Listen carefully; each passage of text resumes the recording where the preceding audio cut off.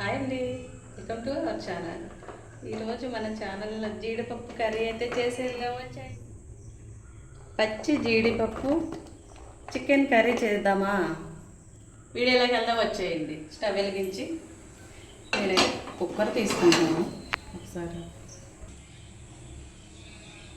కూరకు ఆయిల్ అయితే తీసేసుకున్నాం. మన ఇష్టం అండి, మనకి ఎంత వరకు చూసుకొని తీసుకోవాలి. నేనైతే కొంచెం ఎక్కువగానే తీసుకున్నాను, చికెన్ కర్రీ కదా.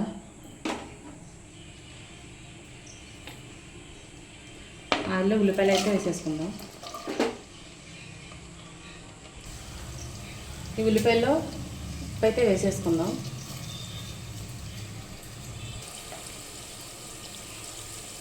అలాగే ఒక స్పూన్ పసుపు, మూత అయితే పెట్టేద్దాం.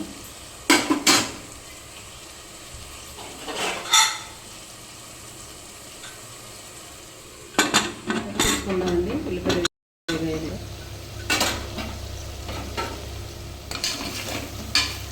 ఇలాగైతే వేగాయి. దీంట్లో అల్లం వెల్లిపాయ పేస్ట్ అయితే వేసేద్దాం.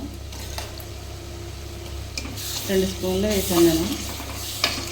అంటే గరిటెతో వేసే స్పూన్లు అంటే నేను కనకండి, స్పూన్కి తీసినంటే తీసాను, గరిటెతో అయినా.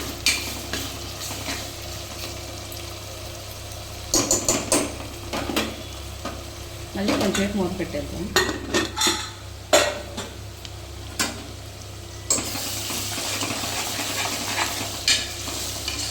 అల్లం మంచిగా వేగింది, స్మెల్ అయితే సూపర్ వస్తుంది. ఓకే, మనకి ఇలా సరిపోద్ది.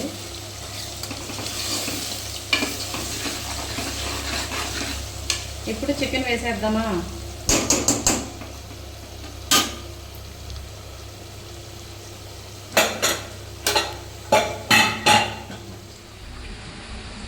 ఇలా వేగిన ఉల్లిపాయలోకి చికెన్ వేసేద్దాం. చికెన్ తీసుకున్నాను నేను. మీకు సరిపడా చికెన్ అయితే తీసుకోండి. దానికి ఏమి లెక్కలైతే ఉన్నావు.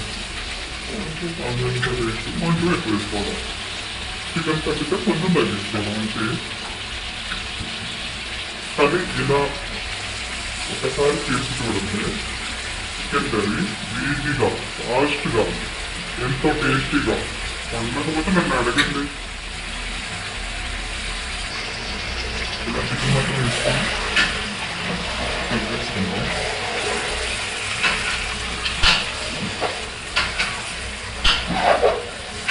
ఇలా కలయి తిప్పుకొని ఒక 2 నిమిషాలు మూత పెట్టుకోకుండా వేసుకుంటాం. ఎందుకంటే స్మెల్ గట్టా పోతుంది. మూత పెట్టేస్తే అది బయటికి పోదు కదా, అందుకని 2 నిమిషాలు ఉంచుదాం. 2 నిమిషాలు అయితే అయింది. ఒకసారి తిప్పుకుందాం.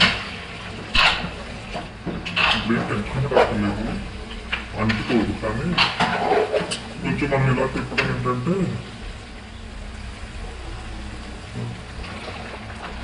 ఇలాగా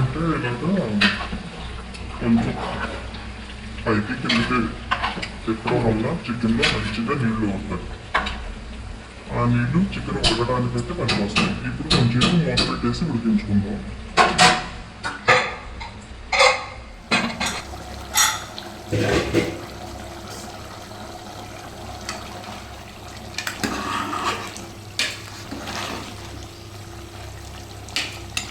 ఇలా అయితే ఉంది కదా మన చికెన్. దీంట్లో కారం వేద్దాం, సరిపడా వేసుకోండి. నేనైతే కొంచెం కారం ఎక్కువ తింటాం కాబట్టి నేను ఎక్కువగానే వేస్తున్నాను.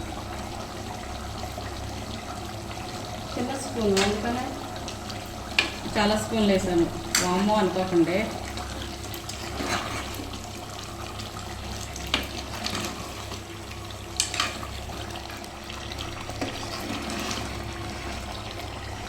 ఇదిగోండి, మనం ఉప్పు వేసాం, కారం, అల్లం వెల్లిపాయ పేస్ట్, పసుపు వేసేసాం.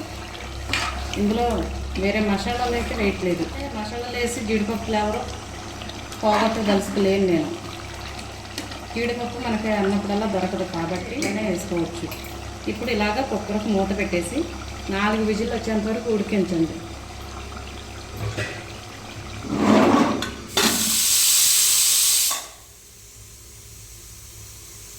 4 విజిల్ అయితే వచ్చింది మనకి.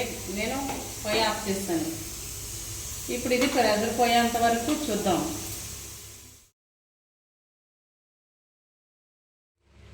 ఒకసారి కుక్కర్ మూత తీసి కూర చూసుకుందాం. వచ్చేయండి, ప్రెజర్ అంతా పోయింది.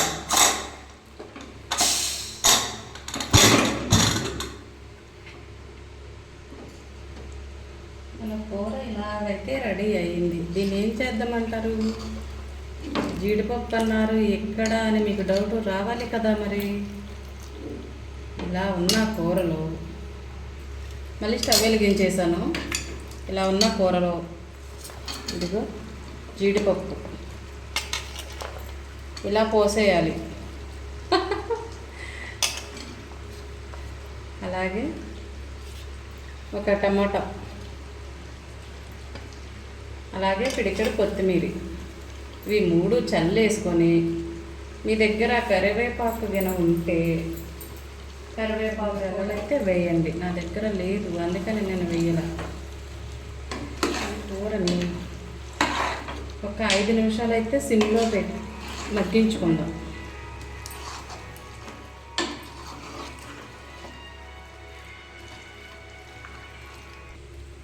ఇదిగోండి, ఇలాగా శుభ్రంగా కలిపేసి మూత జస్ట్ అలా పెట్టేసి ఒక 5 నిమిషాలు అయితే మగ్గించుకుందాం. 5 నిమిషాలు చాలు.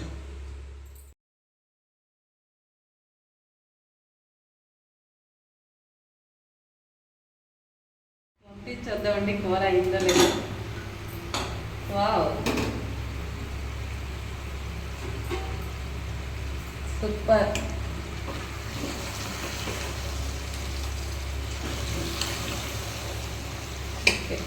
కూర అయితే ఉడికింది. గ్యాస్ ఆఫ్ చేస్తున్నా.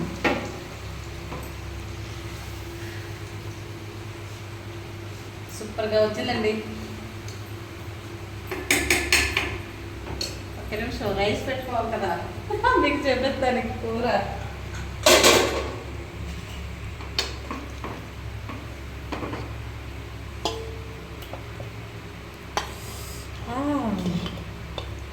జీడిపప్పు chicken curry ready ready ready అండి. ఓకేనా?